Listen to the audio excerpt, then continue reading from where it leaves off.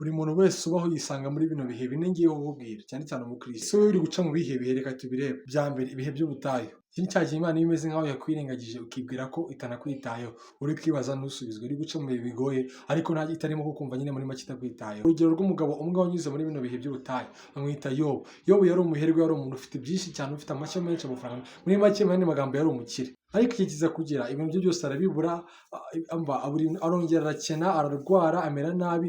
Abazima Imana ikintu yayikoze, Imana iramwihorera.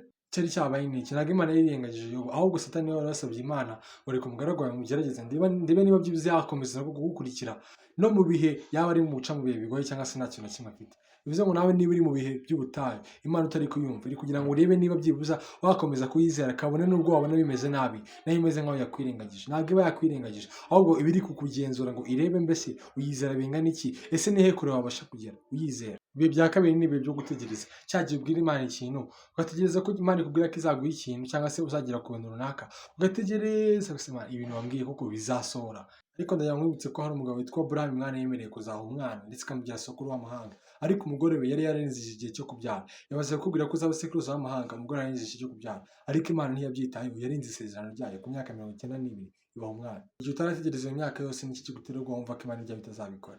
Gatatu, ibihe by'ibigeragezo. Hari igihe uca mu bihe by'ibigeragezo ugasanga ibintu uri gucamo bihabanye neza n'ibyo Imana yakubwiye uzageraho. Ugasanga aho kugira ngo uce ubone uri mu nzira igana aho Imana yagushakiye, ahubwo uri mu nzira neza ihabanye n'icyo Imana yaguhamagariye. Ugasanga uri guca mu bibazo byinshi. Nambwiye ngo Yosefu mbere y'uko aba umwami yabanje aca mu bihe bigoye kugeza aho agurishwa n'abo yita abavandimwe.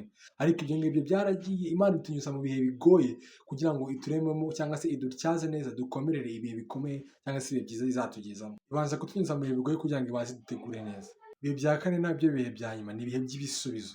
Ibihe by'ibisubizo ni cya gihe nyine uba warageze ku cyo Imana yakubwiye. Imana yarenze isezerano ryayo ikagusezerera amasezerano. Muri make uri mu bihe byiza Imana yagusezeranije, ubirimo ubihagazemo. Nubwo uri mu bihe byiza, ukwiriye kumenya ko ibyo bihe bidakwiriye gutuma wirengagiza Imana yagukuye mu bihe bya kure. Hari igihe ibihe byiza tubijyamo ugasanga bitwibagije Imana yadukuye mu bihe bibi, ugasanga utangiye kuyirengagiza. Ibyo bihe byiza biri kutujyana kure y'Imana.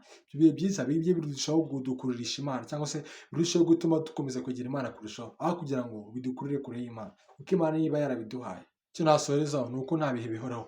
Ibyo bihe biko ibintu byose bizahinduka, kandi ikirenze cyo buri gihe cyose uzacamo ikizegera gihindura uwo uriwe. Uzaguma uri umukristo, uzaguma uri nugera mu bihe by'ibibazo, ibihe byo gutegereza, ibihe byo kwihangana, ibihe by'ibisubizo, uzakomeze wihangane. Ntibizagira ikintu na kimwe biguhinduraho, ntibizareke gutuma uba umukristo uriwe, ahubwo uzakomeze ukomerere mu mwami. Imana ibahe umugisha.